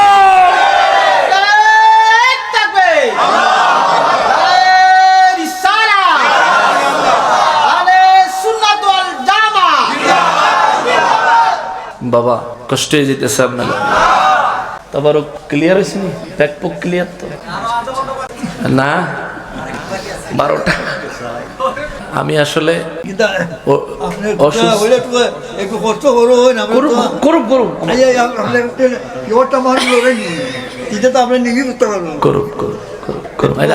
আমি আসলে এই যে তেজে আমার দাওয়াত দিছে সেপ্টেম্বরের 19 তারিখ, সেদিন আমার আব্বা মারা গেছে। মানে ওই দিন আমার আব্বা হাতে ফোন করছে যখন, আমি খালি বলছি যে ঠিক আছে আপনার ডেট আছে দিমনে, আপনি কিছু টাকা পয়সা পাঠাই দিয়েন, তাহলে খাদেমরা লেখা লাগবে না মাহফিল। ওই আব্বার মৃত্যুরে কেন্দ্র করে মাহফিল রাখা।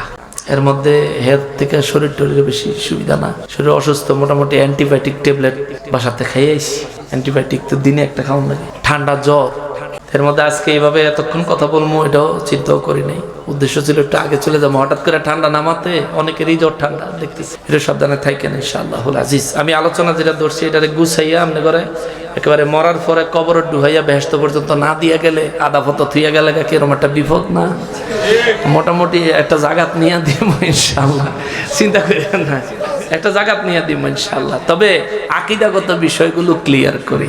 এই আকীদাগত বিষয়ে কথা বলে দেখে আজকে আমি অনেকের চক্ষু শুল, ঠিক কিনা বলেন? অনেকের চক্ষু শুল। আমাদেরও অনেকে অনেক রকম কথাবার্তা বলে, জানি। অনেকে চিন্তা করে এত কঠিন হওয়ার দরকার কি? এত কঠিন হইয়া যদি না বলতাম, আর আমার সঙ্গে যদি এত কঠিন হইয়া মিলাইয়া আরো 10 জন আলেম বাংলাদেশে যদি কইতো, তাইলে ওয়াহাবিরা আল্লাহর ওলির মাজারগুলিতে আক্রমণ করার দুঃসাহস পাইতো না।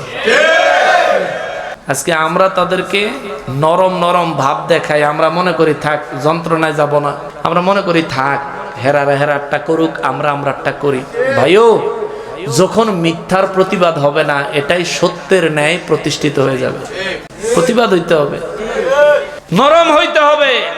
আপনি নরম দিল দেখান, আপনি বাতিলের সঙ্গে নরম দিল দেখান। আপনি কি আল্লাহর রসুলের চাইতে বেশি নরম দিলের মালিক?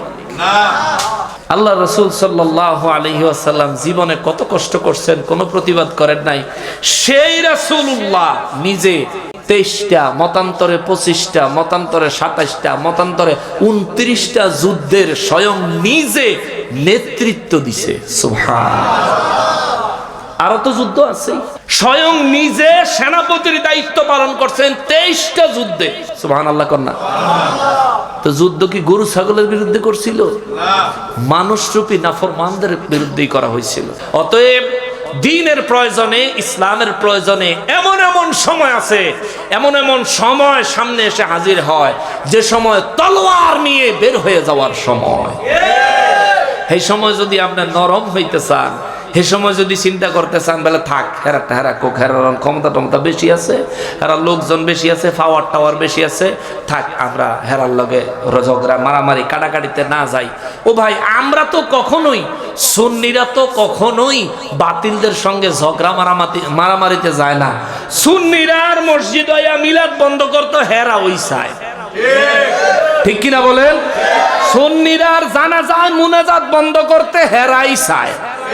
সুন্নিরার কবর জিয়ারত বন্ধ করতে হেরাই চায়। সুন্নিরার 3 দিনের জিয়াফত, 40 দিনের জিয়াফত, মৃত ব্যক্তির জন্য দান সদকা খরচ বন্ধ করতে হেরাই চায়। আমরা তো ভেজাল লাগাই না। আমরা কি জান বাঁচাইতাম না নাকি? আত্মরক্ষা করতাম না? আত্মরক্ষা করতে গেলেই তো আমার ন্যায় কথাটা তো বলতে হবে। সেজন্য ঈমান মজবুত রাখতে হবে। নবী বলছেন, যদি প্রয়োজন হয়, ফিতনা যদি এত প্রকট আকারও ধারণ করে যে তুমি ওই এলাকায়, ওই দেশে বসবাস করার মতন কোনো পরিস্থিতি নাই, বান্দা বসবাস ছাইরা দিও, ঈমান ছাইরো না।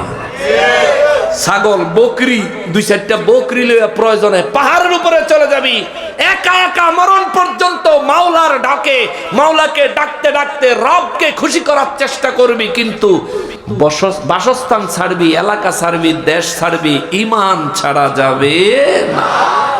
অতএব এই বিষয়ে আমাদেরকে সোচ্চার থাকতে হবে। আপনি যদি কোন নবী মরে গেছে, আপনার ঈমান শেষ। নবী রাহমাতুল লিল আলামিন জিন্দা থাকতে নামাজের আজানের মধ্যে যেইভাবে আজান হইতো, এখনকার আজানে কোনো পরিবর্তন আছে? জোরে বলেন আছে? কোনো পরিবর্তন নাই। কেন? নবীজি হায়াতুন নবী, নবীজি জিন্দা নবী। আমার নবীজিকে হায়াতুন নবী লকব দিয়েছেন কে? হায়াতুন নবী অর্থ জিন্দা নবী। আল্লাহ যে লকব দিছে, আল্লাহ আমার চাইতে কম বুঝে? আল্লাহর বুঝ আর আমার বুঝ এটা কি তুলনা করার মতো? কোথায় কি, কোথায় রব্বুল আলামিন, কোথায় স্রষ্টা, আর আমি তার অসংখ্য সৃষ্টির মাঝে সামান্য এক নাচিজ, সামান্য এক নাচিজ। 1 লাখ মানুষের ভিতরে আমারে ঢুকাই দিলে আমারে খুঁজা পাইতে 2-3 ঘন্টা লাগবো। আমি এত বড় একটা হোমরা, এত বড় ক্ষমতাশালী। ওই রব্বুল ইজ্জাত কোটি কোটি কোটি কোটি মানুষ, এমনকি অসংখ্য সৃষ্টি করেছেন। সেই রবের সাথে আমার জ্ঞানের তুলনা করা যায়? কোনো কিছুরই তুলনা হয় না। রব তো রব, তিনি রব্বুল আলামিন, তিনি রব্বুল আলামিন, তিনি হচ্ছেন আহকামুল হাকিমিন। জোরে কন্যা সুবহানাল্লাহ। তার সাথে তুলনা হয় না। অতএব বাবারে, মৌতের ক্ষেত্রে, ঈমানের ক্ষেত্রে আল্লাহ রাসূল সাল্লাল্লাহু আলাইহি ওয়াসাল্লামের বিষয়ে আইসা এখানে কোনো ছাড় দেওয়ার সুযোগ না। অনেকে কয় নবীরে মাটি হইলে মাটি মানি, নূর হইলে নূরই মানি, তো বইয়েন একখান হয়ে জায়গায়। এই এটা কি ফাইজ দামের বিষয়? নূর হইলে নূর মানি, মাটি হইলে মাটি মানি, আইয়েন একখান হয়ে জায়গা। আরে ভাই, আপনি আসেন, সমাজের জন্য আপনার লোক একখান হমো, কিন্তু ঈমান আকীদার বিষয় হলে কোরআন সুন্নাহ যেভাবে বলে, কোরআন সুন্নাহর মাপকাঠিতে যেদিকে হক সেদিকে যদি আপনি আসেন, আপনি আমার ভাই। আর যদি সেদিকে না আসেন, আপনি বাপ হইলেও আমার দুশমন। এটা আল্লাহ কোরআনে বলছেন, কুল ইনকানা আবাউকুম। সর্বপ্রথমে বাপের কথা কইছে। আল্লাহ বলছেন, হুজুর আপনি বলে দেন, যদি তোমার বাপ নবীর দুশমন হয়, ঈমান আকীদার ক্ষেত্রে যদি আল্লাহ এবং তার রাসূলের দুশমন হয়, তাহলে তুমি বলো, তুমি তোমার বাবার সাথেও সম্পর্ক রাখতে পারবা না, অন্তরঙ্গ বন্ধুত্ব রাখতে পারবা না। জোরে বলেন না আল্লাহু আকবার। মুসলমানেরা রে, আমার পেয়ারা নবীর উম্মতিরা রে, রব্বুল ইজ্জাত বলেন, ওয়ালা তাকুলু লিমান ইউকতালু ফি সাবিলিল্লাহি আমওয়াত।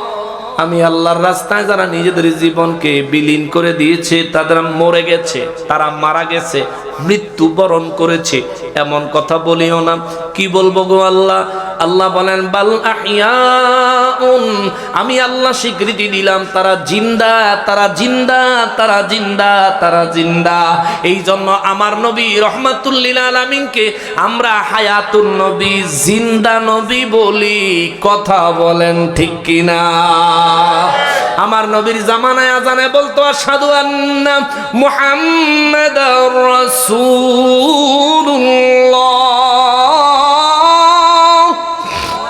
নবীর যুগের আজানে যেইভাবে আশহাদু আন্না মুহাম্মাদার রাসূলুল্লাহ সাল্লাল্লাহু আলাইহি ওয়াসাল্লাম বলতো, আইজো আজানে একইভাবে বলে। যদি কেউ বলে নবী মরে গেছে, ওই ব্যক্তির জন্য আমার প্রশ্ন হলো, মৃত নবীর নাম যখন আজানে নিবেন, তখন সাহাবায়ে কেরামের আজান আর আপনার আজানে পার্থক্য হওয়া লাগবে। আমরা নবীজির তাজিম করি, মহব্বত করি, সালাম পেশ করি, দলিল হিসেবে সাহাবায়ে কেরামের আদর্শ আমলগুলো পেশ করি। পেশ করলে তারা কয় সাহাবীরা নবীজিরে দেখা দেখা করছে, আপনারা না দেখা করেন কা? সাহাবীরা নবীজির তাজিম দেখা দেখা করছে, আপনারা না দেখা করেন কেন? আমিও তাদের প্রশ্ন করতে চাই, নবীজিরে দেখা দেখা বেলাল রাদিয়াল্লাহু তাআলা আনহু আজান দিছে আশহাদু আন্না মুহাম্মাদার রাসূলুল্লাহ। আপনি তো নবীরে দেখেন না, আপনার মসজিদে আজানে একই বাক্য বলে কেমনে? যদি আপনার মসজিদে আজানে একই বাক্য নবীজিরে না দেখাও বলা হালাল হয়ে জায়েজ হয়। সাহাবায়ে কেরাম নূর নবী রাহমাতুল লিল আলামিনকে যেইভাবে তাজিম করেছেন, মহব্বত করেছেন, নবীর জন্য নিজেদের জান কুরবান করেছেন, আমাদের জামানাতেও ওই নবীর জন্য জান কুরবান করা একইভাবে জায়েজ এবং ফজিলতপূর্ণ। কথা বলেন ঠিক কিনা?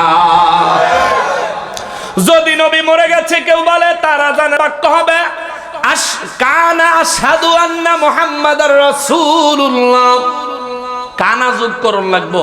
কানা আরবি, বাংলা অর্থ হচ্ছে ছিল বা ছিলেন, অর্থাৎ মুহাম্মদ রাসূলুল্লাহ সাল্লাল্লাহু আলাইহি সাল্লাম নবী এবং রসুল ছিলেন, এটা কইতে হইব। যদি মরে গেছে এই আকীদা পোষণ করে, যেহেতু আমরা আমার নবীকে হায়াতুন নবী, জিন্দা নবী এই আকীদা পোষণ করি, সেই জন্য আমাদের আজানে আশহাদু আন্না মুহাম্মাদুর রাসূলুল্লাহ ঠিক আছে। কেউ যদি নবী মরে গেছে কয়, আবার আশহাদু আন্না মুহাম্মাদুর রাসূলুল্লাহ কয়, তাহলে ওই ব্যক্তিরে জিগাইবেন, বলে ভাই যে নবী মরে গেছে হে নবীর জিন্দা থাকতে যেরম আজান, তোমার বক্তব্যে মরার পরও হেরম আজান, এইটা তো বুঝাইলো। এটা জিজ্ঞেস করবে, দেখবেন কোনো জবাব দিতে পারবে না। ভাই নবী রহমাতুল লিল আলামিন যদি মরেই যায়, নবী রহমাতুল লিল আলামিন যদি মরেই যায়, একেবারে শেষ হয়ে যায়, তাহলে তো নবীজির নবুয়ত রিসালাত মোবারকা শেষ হয়ে যায়, তাহলে তো আরো নবী রাসূল লাগবো। তো তোমার বক্তব্য তো ইঙ্গিত করে কাদিয়ানীরা ঠিক, তার বক্তব্য তার দাবিতে ইঙ্গিত করে কাদিয়ানীরা ঠিক। নবীজির ইন্তেকালের শত শত বছর পরে আইসা কাদিয়ানীরা কইল গোলাম আহমদ কাদিয়ানী হেতে বেলে আখিরি নবী। জোরে কন্যা নাউজুবিল্লাহ, এই কথা বললো। অথচ আমরা কখনোই তাকে আখিরি নবী, আমার নবীর অল্টারনেটিভ বা আমার নবীজির পরে আর কোন নবী রাসূল আসবে, এটা আহলে সুন্নাত ওয়াল জামাতের আকীদা হতে পারে না।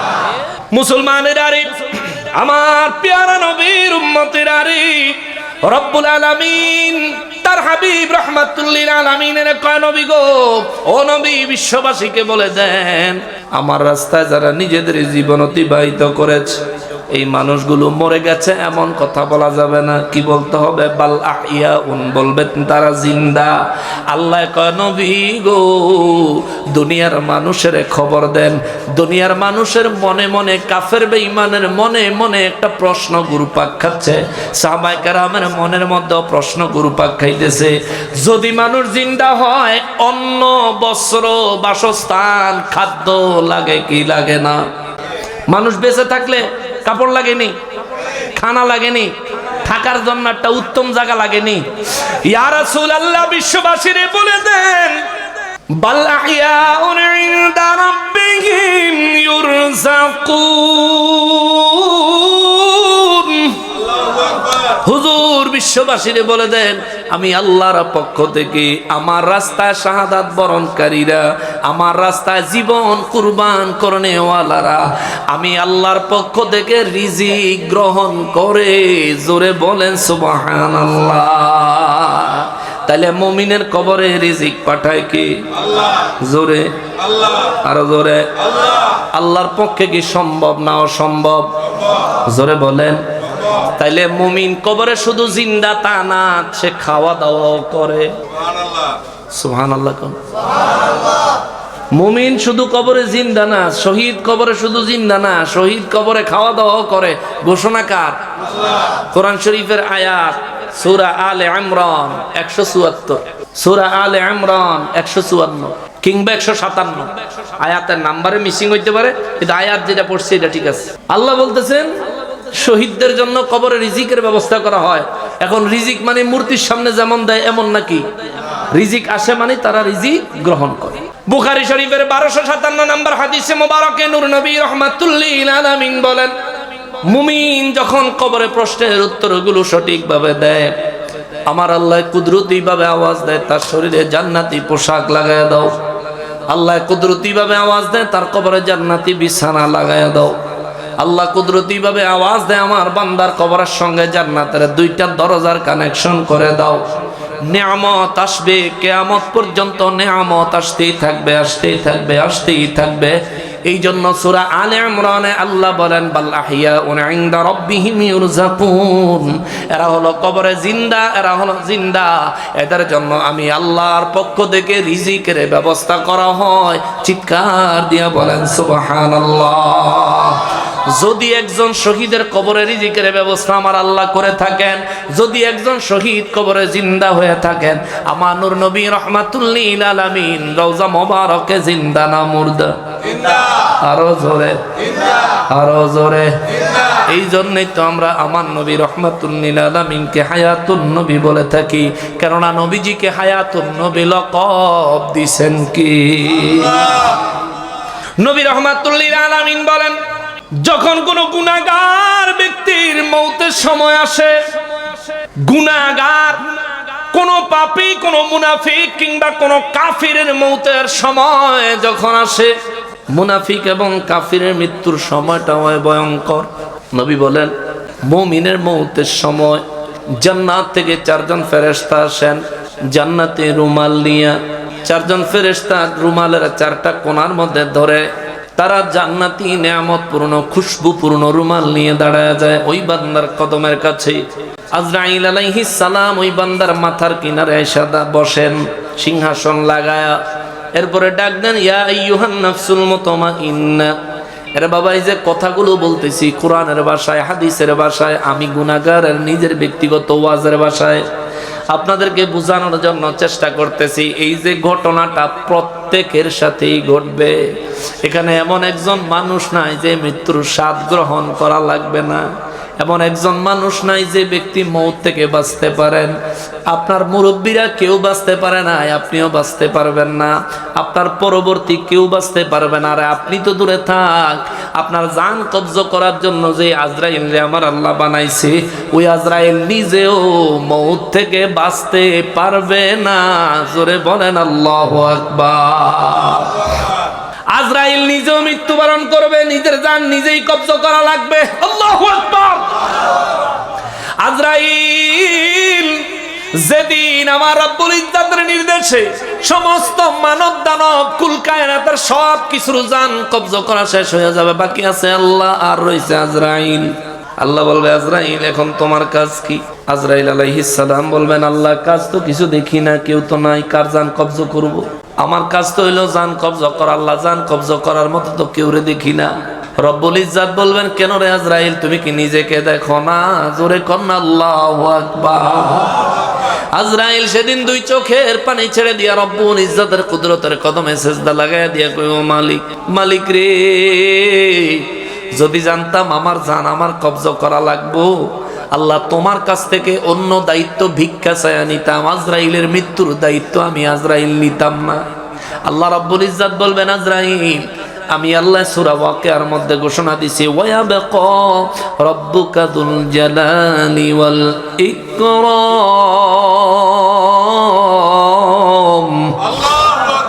শুধুমাত্র আমি আল্লাহ, আমার জালালিয়ত, আমার মর্যাদা, আমার সম্মান অবশিষ্ট থাকবে, বাকি সব ধ্বংস হয়ে যাবে। আমি আল্লাহ শুধু বাকি থাকবো। আজরাইল, তুমি তোমার জান কবজ আরম্ভ করো। সেদিন আজরাইল নিজের জান নিজে কবজ করবে। এরে হাজীপুরের মানুষ, এরে হবিগঞ্জের মানুষ, এ বাহুবলের মানুষ, আপনি নবী মইরা গেছে কোন আর জিন্দা আছে কোন? নবীজির নূরের কোন আর মাটির কোন? নবীজির মহব্বত করেন আর নবীজির ঘৃণা করেন, যাই করেন না কেন, যেমনই হন না কেন, আল্লাহর উপর ঈমান রাখেন বা না রাখেন, দুনিয়ায় আপনি যত বড় ক্ষমতাশালী হন না কেন, বিশ্বাস করেন আল্লাহর কসম, আপনাকেও একদিন মরে যেতে হবে। আমার বাবা আমার মতো আলেম সন্তান জন্ম দিয়ে দুনিয়ায় থাকতে পারে নাই, আপনিও আপনার অনেক ক্ষমতাশালী সন্তান জন্ম দিয়েছেন, কিন্তু থাকতে পারবেন না। যে সমস্ত সন্তানেরা আমার বয়ানগুলো শুনছো রে ভাই, ওরে আমার ভাই, তোমার বাবা আসছে তোমার দাদার পরে, তুমি আসছো তোমার বাবার পরে, কিন্তু যাওয়ার কোনো সিরিয়াল নাই রে ভাই, যাওয়ার কোনো সিরিয়াল নাই। বহু দাদায় কাঁধে করে নাতিরে গোরস্থানে নিয়ে যায়, বহু বাপে সন্তানেরে কাঁধে করে গোরস্থানে নিয়ে যায়, বহু সন্তান তার বাবারে তার দাদারে কাঁধে করে গোরস্থানে নিয়ে যায়। কবরস্থান এমন একটা জায়গা রে, কে যাবে, কখন যাবে? শরহুস সুদূর কিতাবে ইমাম জালালউদ্দিন সুয়ুতী রাহমাতুল্লাহি আলাইহি বর্ণনা করেন, নবী রাহমাতুল্লিল আলামিন বলেছেন, আপনি মারা গেলে, আমি মারা গেলে যে জায়গায় আমার লাশটা দাফন করা হবে, ওই জায়গার মাটি, ওই জায়গার কবরটা, ওই কবরের জায়গাটা প্রতিদিন আমারে ডাকে রে। ওমর ঘুমায় না রে, নাম জপ মাওলা, একদিন ঘুমাইও রে মন, কবর মাঝার ঘুমায় না রে। নূর নবী রাহমাতুল্লিল আলামিন বলেন, উম্মত রে, তুমি মারা গেলে তোমাকে যেখানে দাফন করা হবে, এই তো বেগুনা মাসুম ছোট ছোট বাচ্চারা আছে, এরা যখন বালেগ হয়ে যাবে, ইসলামী শরীয়তে বালেগ হয় 9 বছরে, পুরুষেরা বালেগ হয় 12 বছরে, মেয়েরা বালেগা হয় 9 বছরে। 9 বছর পার হয়নি কবরস্থান থেকে ডাক আসবে। নবী বলেন, কবর ডেকে ডেকে বলে, ও আল্লাহর বান্দা রে, আমার ভিতরে আসার আগে তুমি কিছু প্রস্তুতি নিয়ে আইস। আমার ভিতর অন্ধকার। শরহুস সুদূর কিতাব ইমাম জালালউদ্দিন সুয়ুতী রাহমাতুল্লাহি আলাইহি বলেন, নূর নবী রাহমাতুল্লিল আলামিন বলেছেন, কবর ডেকে ডেকে বলে, আমি একটা অন্ধকার গুহা, অতএব এই অন্ধকারের মধ্যে আলো জ্বালানোর ব্যবস্থা করে আইসো, এই অন্ধকারের মধ্যে নূর জ্বালানোর ব্যবস্থা করে আইসো। ওই নূরটা কি? তুমি তোমার ঈমানের নূর নিয়ে আইসো। জোরে কন্না সুবহানাল্লাহ। নূর নবী রাহমাতুল্লিল আলামিন বলেন, কবর তারে ডেকে ডেকে বলে, আমি বড় একটা আযাবের ঘর, আমার ভিতরে বহু মানুষের এমন এমন আযাব হচ্ছে রে, তাদের আত্মচিৎকার কেউ যদি জীবনে একবার দেখতে, কখনোই সে স্থির থাকতে পারতো না, সঙ্গে সঙ্গে তার দুঃখে তার আফসোসে মৃত্যুবরণ করত। এত কঠিন জায়গা হলো আমি কবর। নবী রাহমাতুল্লিল আলামিন বলেন, ওই কবর তোমাকে ডেকে বলে, কবরের আযাব থেকে বাঁচার জন্য, কবরের আযাব থেকে বাঁচার জন্য নিজে ব্যবস্থা করে আইসো। আমার কবরটা আমার ডেলি দৈনিক 5 বার ডাকে, 5 বার। নবী বলেন, তোমার কবরটা তোমার দৈনিক 5 বার ডাকে। একবার ডাইকা কয়, আমি অন্ধকার ঘর, আলোর ব্যবস্থা করে আইসো। দ্বিতীয়বার ডাইকা কয়, আমি আযাবের ঘর, আযাব থেকে বাঁচার জন্য তুমি ব্যবস্থা করে আইসো। তৃতীয়বার ডাইকা কয়, আমি একটা পরীক্ষার ঘর, আমার ঘরে একটা পরীক্ষা হয় রে, এই পরীক্ষা থেকে উত্তীর্ণ হওয়ার জন্য, পরীক্ষায় পাশ করার ব্যবস্থা করে আইসো, পড়ালেখা করে আইসো, দুনিয়ার জমিন থেকে আমল আখলাক কামাই করে আইসো। নবী বলেন, কবরটা 3 নম্বরে ডাক দিয়া কয়, আমি একটা পরীক্ষার ঘর। 4 নম্বরে নবী বলেন, আমি একটা ক্ষুধার ঘর। কবর ডাইকা বলে, আমার ঘরে অত্যন্ত দুর্ভিক্ষ রে, খাবার দাবারের ব্যবস্থা ব্যবস্থা নাই, দুনিয়ার থেকে কোনো খাবার দাবার পার্সেল করে পাঠানোর কোনো ব্যবস্থা নাই। এই কবর, অতএব এই কবরের জন্য, আমার জন্য, এই ঘরের জন্য, তোমার ঘর, আমি কবরের জন্য কিছু খাবার দাবার ব্যবস্থা করে আইসো।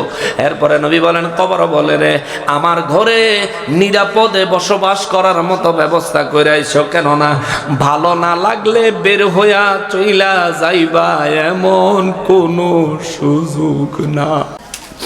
ভালো না লাগলে, আজ আমরা যারা হাজীপুরে বসবাস করি, ভালো লাগলো না, কালকে আমরা ওই যে অন্য কোনো এলাকায় চলে যাব, মিরপুর চলে যাব। কিন্তু কবরের ভিতরে একবার ঢুকলে আর বাহির হওয়ার কোনো সুযোগ, ওই জায়গা ত্যাগ করার কোনো সুযোগ, যেখানে অনেক আযাব গজব হয়, বের হয়ে গেলাম, কোনো সুযোগ নাই। এই জন্য নবী বলেন, তোমার কবর তোমার দৈনিক 5 বার ডাকে। এদিকে কবরে দৈনিক 5 বার আপনারা ডাকতেছে, আবার এদিকে মুয়াজ্জিন সাহেব মসজিদ থেকে দৈনিক 5 বার আপনারা নামাজের জন্য ডাকতেছে। আপনি কবরের ডাক তো শুনলেন না, গুরুত্ব দিলেন না, মুয়াজ্জিনের ডাক শুনলেন, তাও গুরুত্ব দিলেন না, আপনার উপায় হবে কি? ওরে 3.5 হাত মাটির ঘর, কারো আপন কারো পর, কারো হবে ফুলেরই বাগান, কারো বা হবে জাহান্নাম। কঠিন আযাব হবে সেই দিন না চিনিলে নবী, ওরে কঠিন আযাব হবে সেই দিন না চিনিলে নবী।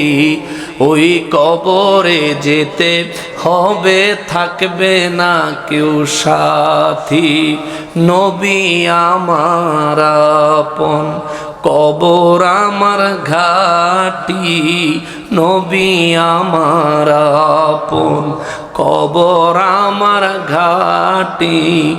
ওই কবরে যেতে হবে, থাকবে না কেউ সাথী, থাকতে হবে নিরালায়, একা একা জঙ্গলায়, থাকতে হবে নিরালায়, একা একা বাসতলায়, চতুর্দিকে রবে শুধুই মাটি, চতুর্দিকে রবে শুধুই মাটি।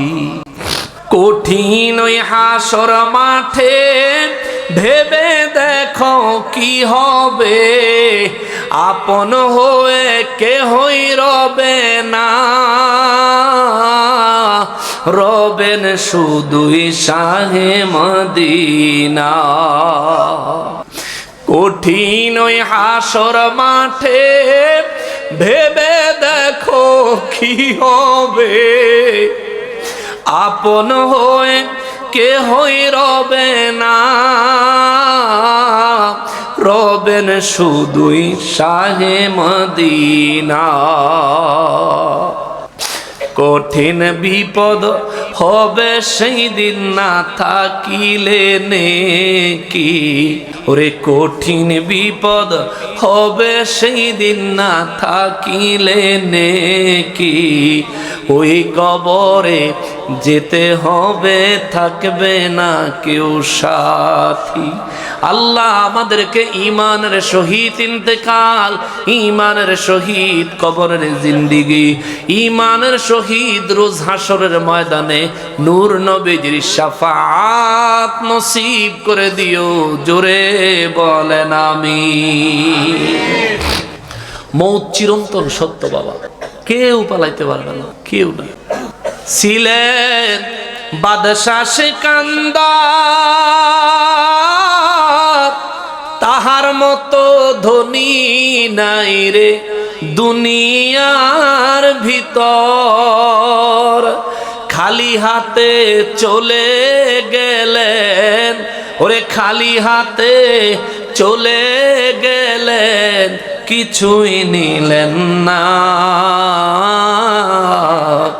আজরাইল আসিলে কাহারো কফিয়ত চলবে না, মরণেরই কথা মানুষ, ওরে মরণেরই কথা মানুষ স্মরণ করোনা, আজরাইল আসিলে কাহারো কফিয়ত চলবে না। প্রতিদিন আমরা ঘুমাই, মনে করি শরীরের ক্লান্তি দূর করার জন্য ঘুমাই। আসলে আল্লাহ বান্দারে প্রত্যেক দিন একটা মেসেজ দেয়, বান্দা এই যে দিন শেষে ঘুমায় গেছো, হায়াত শেষেও একটা ঘুম দিবা, যেই ঘুমের পর আমার কাছে ফিরত আসবা, তোমার সারা জীবনের আমলের হিসাব দেওয়া লাগবে বান্দা। যদি দিতে না পারো মুসিবতের কোনো শেষ। যেই জিন্দিগির সুখ আরম্ভ হলে কোনোদিন শেষ হবে না, যেই জিন্দিগিতে চিরস্থায়ী আযাব শুরু হয়ে গেলে আর কোনোদিন মুক্তি পাওয়ার উপায় থাকবে না, ওই জিন্দিগির জন্য আমরা নিজেদেরকে প্রস্তুত করা প্রয়োজন আসেনি? জোরে বলেন আসেনি? প্রয়োজন হইলে নিজেরে প্রস্তুত করিয়েন। দুনিয়ার ধন সম্পদ ভোগ বিলাস এগুলো দিয়া কি করবেন? পুরেই থাকবো। আপনি মনে করতেছেন আপনার অনেক সম্পদ, আপনি এটার মালিক। দুরুমি, আপনি পাহারাদার, দারোয়ান। আপনি এখন মরে গেলে আপনার সন্তান এগুলোর মালিক না, সাথে দিয়ে দিব? কথা কেন? এই হাজিপুরে কি সাথে দিয়ে দেয়নি সম্পদ? ব্যাংকের থেকে নগদ কিছু টাকা পয়সা নতুন নোট টোটাই না তো দিয়ে দেয়, তাও দেয় না। তার মানে যা আছে এগুলো সব কিছু আপনার কাছে আমানত, আপনি এগুলি পাহারা দিতেছেন।